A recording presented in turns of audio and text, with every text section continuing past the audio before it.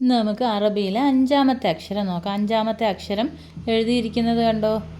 ജീം എന്നാണ് ഉച്ചരിക്കുന്നത്. ജീം. നമ്മൾ പണ്ട് പറഞ്ഞു പഠിക്കുന്ന ജീം എന്നാണ്. ഇവിടെ ജീം, ജ ജ എന്ന ശബ്ദമാണ് ഇതിനുള്ളത്. ഇനി നോക്കിയേ, ഈ ജീമിന് മുകളിൽ ഫത്തഹിടുമ്പോൾ, അതായത് ഫത്തഹും കിസറും ലമ്മും നമ്മൾ പഠിച്ച്, ഫത്തഹിടുമ്പോൾ ജ എന്നും കിസറിടുമ്പോൾ ജി എന്നും ലമ്മിടുമ്പോൾ ജു എന്നും, അതായത് ചുരുക്കി ജ ജി ജു. അത് ഇതിൽ എഴുതിയിട്ടില്ല. പിന്നെ അടുത്തത് ദീർഘസ്വരങ്ങൾ ചേർക്കുമ്പം ജാ, ജാഇൻ്റെ കൂടെ അലിഫും കൂടെ ചേർത്തപ്പം ജാ. ജീമിൻ്റെ കൂടെ യായും കൂടെ ചേർത്തപ്പം ജീ. ജീമിൻ്റെ കൂടെ വാവും കൂടെ ചേർത്തപ്പം ജൂ. നീട്ടി എഴുതാൻ ഇങ്ങനെയാണ് ജാ ജി ജു. ഈ ജായിൽ നമ്മൾ ഇതിന് തൊട്ട് മുമ്പ് ചിഹ്നങ്ങൾ പഠിച്ചായിരുന്നു. എന്താണ്? ദീർഘചിഹ്നങ്ങളും ഹ്രസ്വ ചിഹ്നങ്ങളും പഠിച്ചു. അതിൽ ദീർഘചിഹ്നങ്ങളായിട്ട് ആയും അലിഫും യാവും വാവും ഉപയോഗിക്കുമെന്ന് പറഞ്ഞു. അപ്പോൾ ഈ ജാ എന്ന ജീം എന്ന അക്ഷരത്തിൽ ഉപയോഗിച്ചപ്പോഴുള്ളതാണ് ഇത് കാണിക്കുന്നത്.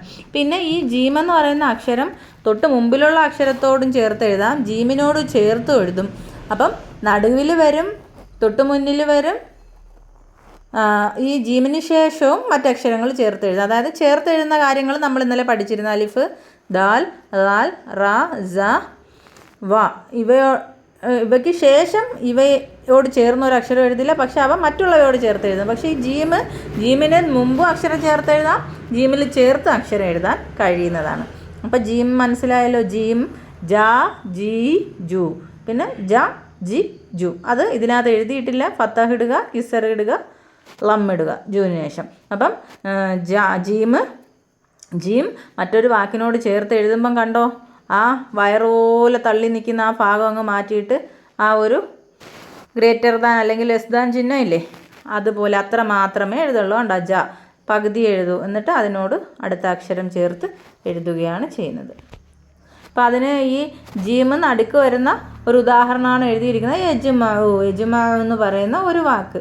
അത് പക്ഷേ ഇപ്പം നിങ്ങൾ പഠിക്കേണ്ട, അക്ഷരം മാത്രം പഠിക്കുക. ആ എഴുതുന്നത് എങ്ങനെയെന്ന് കാണിക്കാൻ വേണ്ടിയിട്ടാണ് ഇവിടെ എഴുതിയിരിക്കുന്നത്. അപ്പോൾ 5-ാമത്തെ അക്ഷരമായ ജീം ഇനി മറക്കത്തില്ലല്ലോ. ഓക്കെ.